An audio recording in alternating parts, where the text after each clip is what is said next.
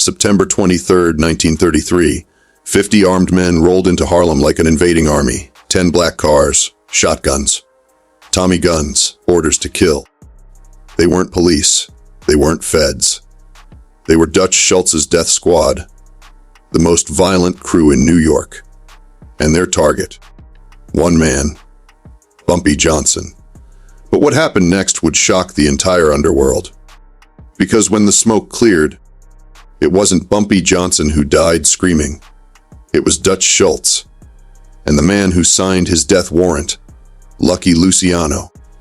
The same Lucky Luciano who was supposed to be Dutch's ally, his commission partner, his Italian brother. This is the story of the most shocking betrayal in mob history. The day Lucky Luciano chose a black gangster over his own family. The phone call that ended Dutch Schultz's empire. And the screams that echoed through a Newark choff house 2 years later. The invasion 600 am. Dutch Schultz was counting money when his lieutenant burst through the door. Boss, we're ready. 50 men, 10 cars. Enough firepower to take over half of Manhattan. Dutch smiled. Today, Harlem would be his. Dutch Schultz wasn't just any gangster. At 40 years old, he was the beer baron of the Bronx. Arthur Flegenheimer by birth, but Dutch Schultz by reputation. He'd built an empire through bootlegging that made him millions.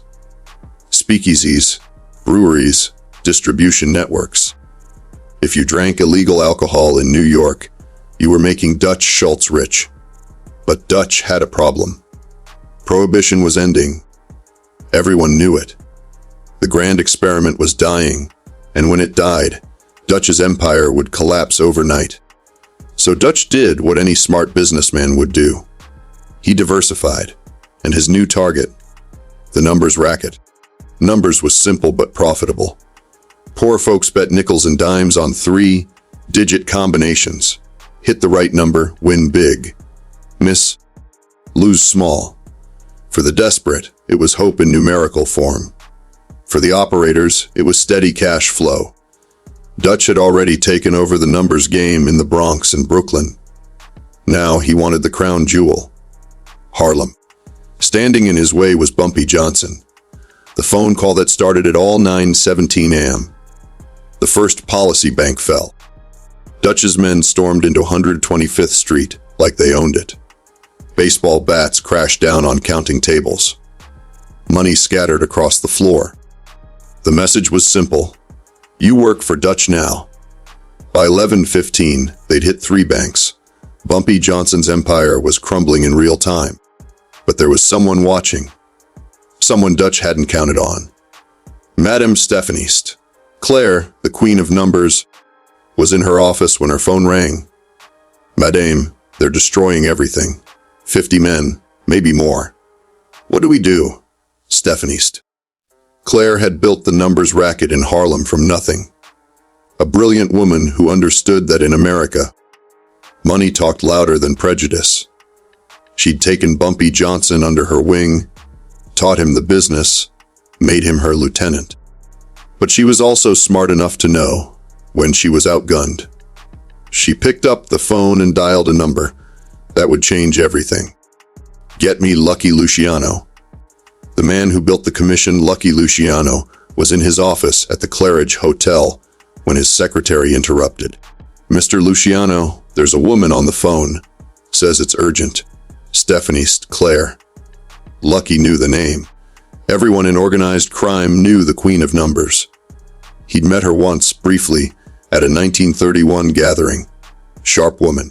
Sharper than most men he knew. Madame Claire, what can I do for you? Or Mr. Luciano? Dutch Schultz just invaded Harlem with 50 armed men. He's taken over our operations by force.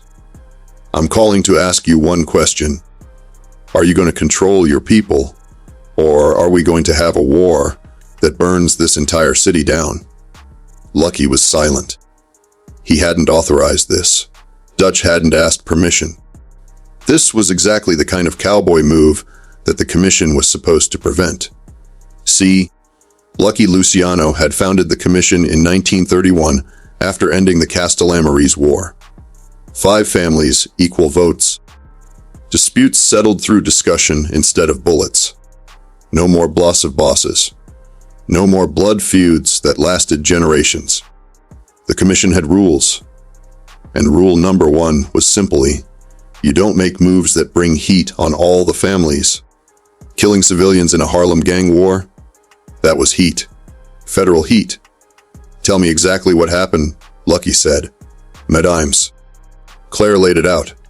3 policy banks hit in 3 hours. Collectors beaten. A clear message: submit or die. And Bumpy Johnson. Bumpy's ready to fight. He's got 15 men. Dutch is 50. You do the math, Mr. Luciano. If Dutch's men try to push into Small's paradise, there will be gunfire. Civilians will die. Police will come. And then the federal government will come. Is that what you want? Lucky knew she was right. A gang war in Harlem would bring heat that the entire New York mob couldn't afford. Newspapers would scream about ethnic violence. Reform politicians would demand action. The gravy train would end for everyone. But more than that, Lucky was pissed. Dutch Schultz had made a move. A big, violent, destabilizing move. Without commission approval. Without even asking. That violated everything the commission was supposed to prevent. I'll handle it, Lucky said. The confrontation Meyer Lansky found Dutch 20 minutes later. When Dutch came to the phone, he was in good spirits. Lucky! I was going to call you. I'm solving our Harlem problem. By tonight, we'll control every policy bank north of 110th Street. Lucky's voice was ice cold. Pull your men out. Now. Silence on the other end. Then? What? You heard me. Pull your men out of Harlem. All of them. Within the hour. Dutch, I don't think you understand. I'm taking Harlem. This is business. We talked about this? No, Dutch. You talked about it. I never approved it. The commission never voted on it. You went rogue. And now you're going to go rogue before this becomes a problem for all of us. Dutch's voice rose. A problem? I'm making money for us!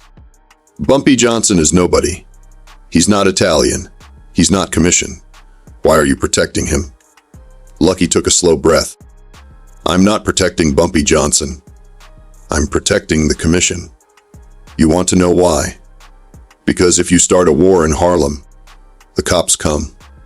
When the cops come, they shut down everything. Not just your numbers operation, but my operations, Costello's operations.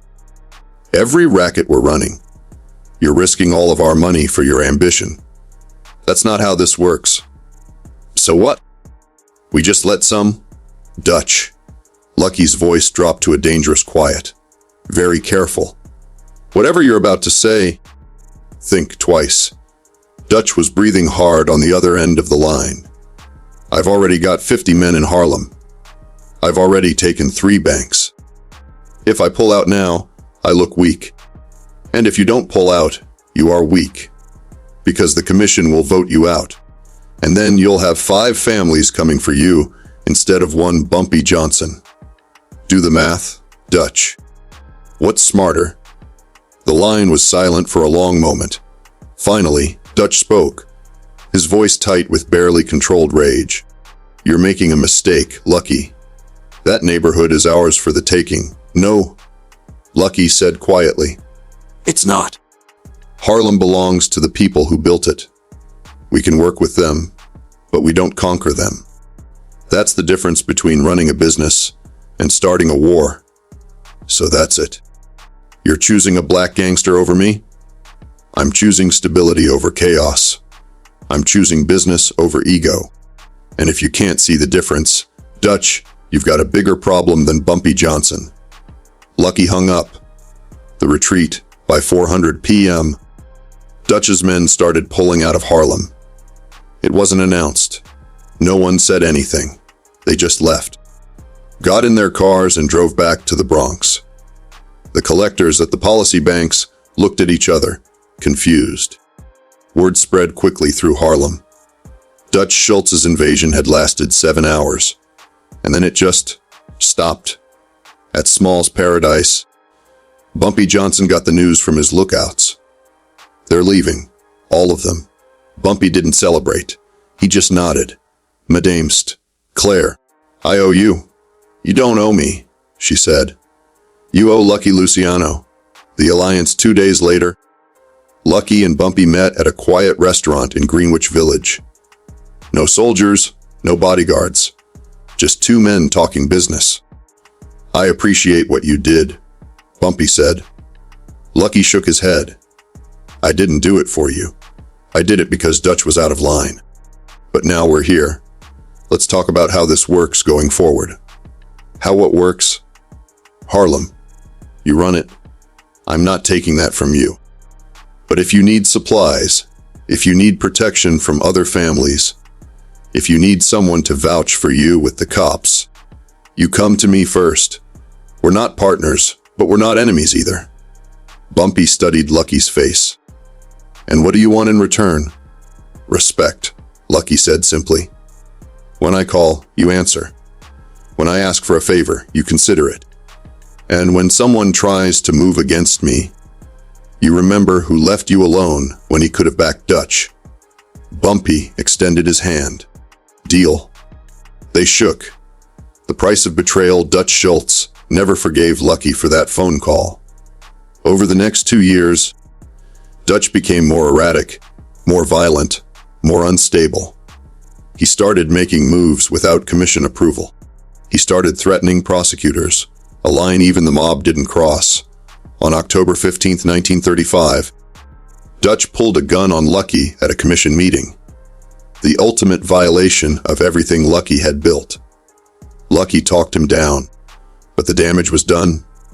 8 days later, on October 23, 1935, Dutch Schultz was in the Palace Chop House in Newark, New Jersey. He was in the bathroom washing his hands when two men walked into the restaurant with shotguns. They killed Dutch's bodyguard first, then his accountant, then his enforcer. Then they waited. When Dutch came out of the bathroom, they shot him twice in the stomach and once in the chest. Dutch didn't die quickly. He lived for 22 hours in the hospital, delirious with fever, rambling incoherently. Witnesses said he screamed. A lot. His last words were a jumbled mess that police stenographers transcribed and scholars would puzzle over for decades. A boy has never wept, nor dashed 1,000 Kim, French Canadian bean soup. Dutch Schultz, the beer baron of the Bronx. The man who'd killed over 30 people, died babbling nonsense, screaming, just like Lucky knew he would. The legacy, the commission never officially acknowledged ordering the hit, but everyone knew. Dutch had crossed a line. Not by pulling a gun on Lucky. Men pulled guns all the time in this business, but by threatening the system itself, by showing he valued his pride over the organization. The commission couldn't let that stand. As for Bumpy Johnson, he ruled Harlem for the next 35 years. And every time someone asked him how he survived when so many others didn't, Bumpy would tell the same story. Lucky Luciano taught me something in 1933. He taught me that power isn't about who's got the most guns. It's about who's got the most sense. Dutch had 50 men. I had 15. But Lucky had vision. And vision beats violence every time. The alliance between Lucky Luciano and Bumpy Johnson became legend. Two men from different worlds who understood the same truth: respect is earned, not taken. And on September 23, 1933, Lucky Luciano earned Bumpy Johnson's respect by doing something nobody expected. He chose what was right over what was easy, even if it meant betraying his own family, even if it meant Dutch Schultz would die screaming. Because in the end, Lucky Luciano understood something Dutch never did. Real power isn't about domination. It's about knowing when to fight and when to build. Lucky chose to build. Dutch chose to destroy. And that's why Lucky lived to tell the tale, while Dutch died babbling in a Newark hospital. the echoes of his screams fading into mob history forever.